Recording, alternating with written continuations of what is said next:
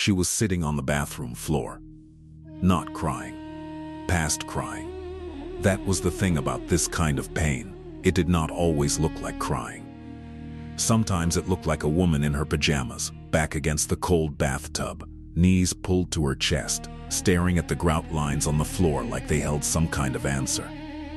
The apartment was quiet. He was in the other room. She could hear the television, the low, steady sound of it, and the normalcy of that sound was somehow the worst part.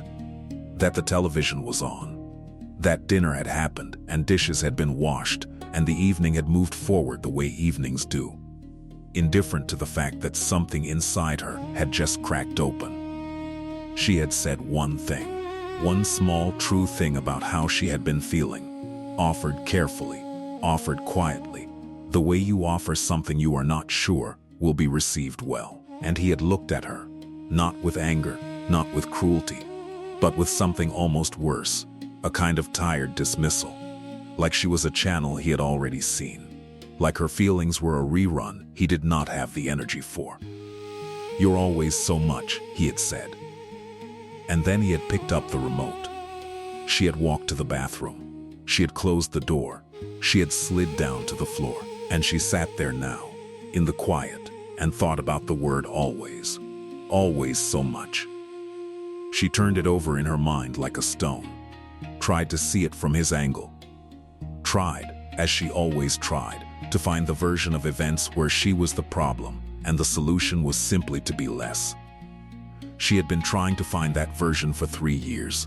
She was very, very tired of looking. Her name was Maya Rao, 29 years old, a copywriter at a small creative agency in Chicago, where the office had exposed brick and too many plants and a coffee machine that everyone claimed to love and no one knew how to clean.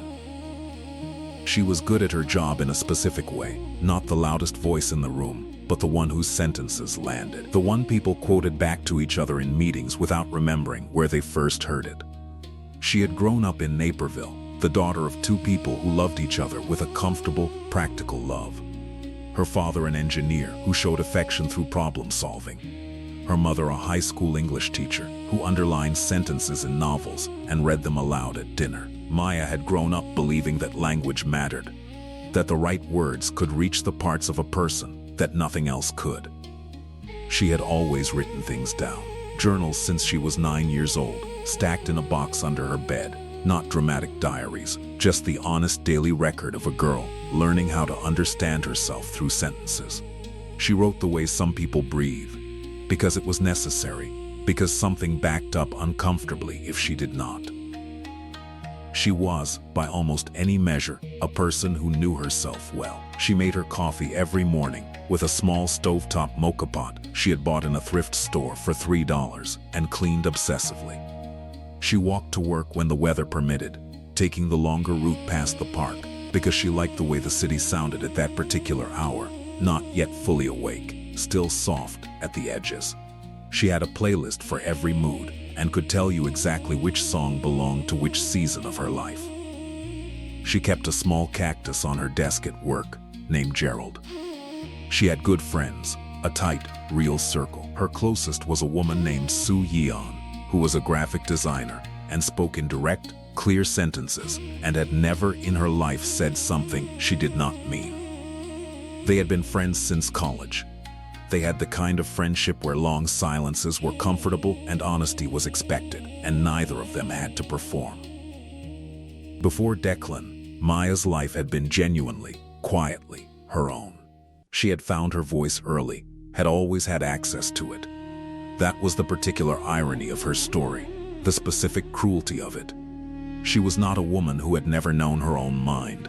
She was a woman who had known it, and then, slowly and skillfully, been talked out of trusting it. She met Declan Walsh at a work event, a launch party for a campaign her agency had worked on with his company. He was in marketing, creative and quick, with the kind of confidence that looked, from a certain angle, like security. He could talk about almost anything: film, food, architecture, the strange quiet that settles over a city right before a storm. He made her laugh within the first 10 minutes. More importantly, he asked her questions and then actually waited for the answers. That was what she remembered afterward, the waiting. He let her finish her sentences. In a world where people were already forming their response before you had reached the end of your thought, a man who waited felt like something extraordinary. She liked him immediately. She was careful about it, measured. She knew herself well enough to know she fell hard when she fell, so she paced herself deliberately. She watched him, she paid attention. What she saw, in those early months, was a man who was intelligent and engaged and genuinely interested in her. He read things she recommended. He remembered details. On their third date, he brought up a book she had mentioned in passing weeks before, had read 50 pages of it, wanted to know what she thought happened to the characters after the last page. He made her feel like the most interesting person in the room. She fell in love with him, the way she did most things that mattered, slowly first, and then all at once. The first time she noticed something off, she wrote it in her journal, which was telling. She wrote about it because writing was how she processed things that didn't quite fit. They had been together 8 months. She had said something at dinner, an opinion about something. She could not even remember what exactly, some small position she had taken on something minor. And he had smiled and said, with great warmth and total certainty, "That's not really how that works, though." Not dismissive, not cold. Said with warmth even, like he was gently setting her straight, like he was helping. She had questioned herself immediately, had thought it through again, had decided by the time they got home that he was probably right. He usually seemed to know more about most things. He was confident in a way she had always slightly envied. But she had written it in her journal, and the fact that she wrote it meant some part of her that was paying attention had flagged it without fully raising the alarm. She did not raise the alarm, not then. The journal entry was short. She closed the notebook and put it away and went to bed. By the end of the first year, she had learned to phrase things as questions. She did not notice herself doing it. It was not a decision. It was an adaptation. The slow, unconscious kind that happens when a person is good at reading a room and has learned, over many small corrections and subtle recalibrations, what kind of statement will land easily, and what kind will prompt a sigh or a counter or a look that said, "You don't quite understand this the way I do." She began prefacing her opinions. "I might be wrong, but I don't know if this makes sense. But maybe I'm overthinking it." She added escape hatches to her sentences before she even knew she was doing it. Little doors she could retreat through if he found her wrong again. He was not cruel about it. That was what made it so difficult to name. He never shouted. He never said anything that would look written down, like something you could point to. He just, subtly, consistently, over many months, occupied more space in every conversation. He interrupted in a way he never seemed to notice. He corrected, with a confidence that made her corrections feel like evidence of confusion rather than perspective. He said, "You're overthinking this, and you're being too sensitive, and you're making something out of nothing," always patiently. Always as if he were helping her find her way back to solid ground. And she had always been someone who liked solid ground. So she followed him toward it. Again, and again, and again. By the end of year 2, she had stopped sharing her work with him. She had tried, early on, had showed him copy she was proud of, ideas she was excited about, and his feedback was always slightly deflating. Not wrong, exactly, just reduced things. Made them smaller. She had stopped wanting to feel the particular small deflation that followed, and so she had stopped sharing. And she had told herself this was fine, that not everyone needs to be interested in your work, that she had colleagues for that. But she had wanted him to be interested in her work. She had wanted that very much. She stopped wanting things she did not get. That was the economy of it. She quietly stopped investing in accounts that returned nothing, and called this maturity rather than loss. So Ian said something in the second year that Maya had carried with her without fully unpacking it. They were walking in the park. The same park Maya walked past on her morning commute, and Maya was telling Suyan about a disagreement she and Declan had had, something she could not now fully reconstruct, some back and forth that had left her feeling as she often did after such exchanges, mildly foolish, not hurt, just slightly diminished. She had told the story the way she always told stories about Declan in those days, from his point of view first, charitably, with her own position already slightly apologized for. So Yeon had listened to the whole thing without interrupting, which was normal for her. And then, she had said, very simply, "When's the last time you said something to him that you didn't qualify first?" Maya had gone quiet. She could not answer the question. She changed the subject. But the question stayed, folded up, and placed somewhere at the back of her mind, where it sat quietly, waiting. The bathroom floor night was in November of year 3. She had been trying, for weeks before it, to reach him, not in a dramatic way, not with ultimatums or tears, but in the small, real way that relationships require. She had wanted to talk about how she had been feeling. A creeping, shapeless unhappiness she could not name precisely, but could feel clearly, like weather moving in, like pressure dropping before a storm she could not see yet. She had tried 3 times. Each time had been deflected, not unkindly, just redirected. He was tired. It wasn't the right moment.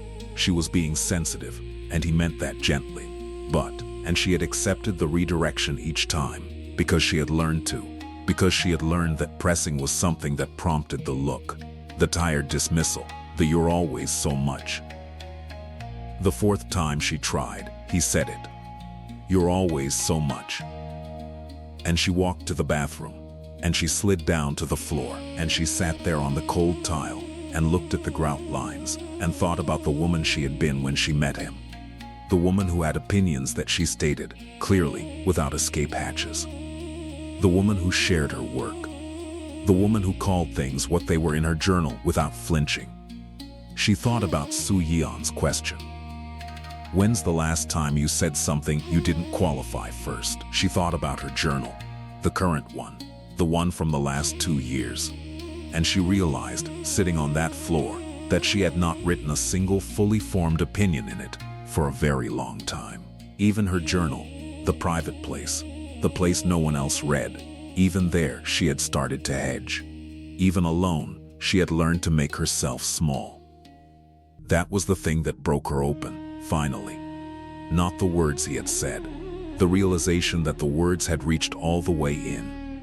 She did not leave immediately. She got up off the floor, she washed her face, she went to bed. But something had changed, something had been seen that could not now be unseen. She had put a name to it, finally, and named things have a different weight than unnamed ones. Heavier and lighter at once. Heavier because they are real. Lighter because you are no longer carrying the extra burden of pretending you cannot feel them. She called Soo Yeon the next morning, early, before work. "I need to talk to you," she said, "about everything." So Yeon said, "I'll bring coffee. I'll be there in 20 minutes. She came. She brought coffee. She sat across from Maya at the small round kitchen table, and she listened without filling the silence, without rushing the conclusions, without saying "I told you so," though she could have, though she had been gently, carefully trying to say something for a long time. Maya talked for 2 hours. She told the whole story from the beginning, the compliments that felt good, the slow corrections, the exit doors she had built into her sentences, the journal entries she had stopped writing honestly, the work she had stopped sharing, the mornings she had woken up and thought something, and then talked herself out of it before she even got out of bed. When she stopped, So Yeon was quiet for a moment. Then she said, "You are one of the clearest thinkers I know, and you have spent 3 years learning to not trust yourself." Maya looked at her hands around the coffee cup. "I know," she said. "What do you want to do?" It was the first time anyone had asked her that question in a long time, without the answer already implied in it. She thought about it seriously. Not what was fair, not what he deserved or didn't deserve. What she wanted. What Maya Rao, copywriter, journal keeper, woman who walked the long way past the park, actually wanted. "I want to trust my own thoughts again," she said. So Yeon nodded. "Then, that's where we start." She ended things with Declan on a Sunday afternoon, 2 weeks later. She had thought carefully about what she wanted to say. She had written it down, not as a script, but as a way of knowing her own mind before she walked into the room. She had done that once before she learned not to. It was not a long conversation. He was surprised, then dismissive, then briefly injured, and she sat through all of it, and she did not apologize. Not once. She did not add an escape hatch to a single sentence. She said what was true, clearly, with no qualifier attached. She walked out of that apartment on a gray Sunday afternoon and stood on the sidewalk for a long moment, the cold air on her face, the city moving around her, and she felt something she recognized from a long time ago. She felt like herself, unedited, fully herself. She walked home the long way. Past the park, which was bare and quiet in November, the trees holding their branches up against a white sky. She had her hands in her pockets and her mind was loud and busy, processing, but underneath all the noise there was something steady and clear and growing. She stopped once in the middle of the path and stood very still. And she said something out loud, just to the empty park, just to herself, no one around to hear it. A sentence, her own opinion about something she had been thinking about all week, stated clearly, without hedging, without the small apologetic door at the end. She said it, and she listened to herself say it. And then she laughed. Not the sad kind, the recognizing kind, like hearing a song you loved and had completely forgotten. There she was. There she was. The months that followed were the work of reclamation. She started writing honestly in her journal again. First entry, the Sunday night after the breakup, was 2 pages long and did not contain a single phrase like "I might be wrong about this." She stated things as she saw them. She let herself take up the full space of the page. She started sharing her work again, with Suyeon first, then with colleagues she trusted. She sent a piece she was proud of to a small publication that had interested her for years. They published it. She read her own words in print and felt a particular kind of pride that had nothing to do with anyone else's response. She had Gerald the cactus repotted, which he had needed for a while. She rearranged her apartment the way she had always wanted it, and not the way that had been adjusted over time to accommodate someone else's preferences. She pushed the desk to the window for the light. She took her walk to work every morning, the long way. She let herself think without immediately auditing the thoughts. She practiced, quietly and daily, the simple act of having an opinion and not immediately apologizing for having it. She called her mother more. Her mother had been a woman who underlined sentences in novels and read them aloud at dinner because she believed that the right words at the right moment could change a person's whole direction. Maya had believed that too, once. She was beginning to believe it again. She started a new journal in January, a fresh one, first page blank, no weight of the previous years in it. She wrote the date. She wrote one sentence: "I know what I think. I trust what I feel. I will not apologize for either." She looked at the sentence for a long time. Then she turned the page and kept going. There is something I want to say to you now, because this story was never only Maya's. It was always, from the very first sentence, reaching towards something in you. The quietest kind of losing yourself does not announce itself. It does not come with a dramatic moment you can point to later and say, "There, that was where it started." It comes in the form of exit doors you build into your own sentences. Qualifiers. The slow, invisible shrinking of the space you are willing to take up in your own life. And it is especially dangerous for women who are already thoughtful, already inclined to consider other perspectives, already willing to hold their own certainty loosely. Because that capacity for openness, which is a genuine strength, can be turned against you by the wrong person or the wrong relationship. What was flexibility becomes self-doubt. What was generosity becomes self-erasure. If you have found yourself saying "I might be wrong" when you know you are right, or "I'm probably overthinking this" when you are thinking exactly the right amount, or "I'm sorry" more times in a single day than you can count, it is worth asking yourself who taught you to do that. and whether the lesson served you or only served them. The second thing is this. Your voice is not too much. It has never been too much. What is too much is a relationship that can only exist if you agree to make it smaller. Love that requires your silence is not love. It is an arrangement, and you are the one paying for it. Maya was told in a word that she was always so much. But much is not a flaw. Much is alive. Much is present and feeling and thinking and real. The world does not need less of you. The right people will never ask you for less of you. And the last thing, the one I want you to carry with you. Maya reclaimed herself not with a single grand gesture, but with daily, imperfect, quiet practice. A sentence written honestly, an opinion stated without an apology attached, a walk taken the long way, a cactus repotted. These are small things. They are also everything. Because the voice does not come back all at once. It comes back the way it left, gradually, through tiny daily choices, through the slow practice of listening to yourself again and deciding, over and over, that what you hear is worth saying out loud. Your voice is still there. Even now. Even after everything. Trust it. It knows the way home.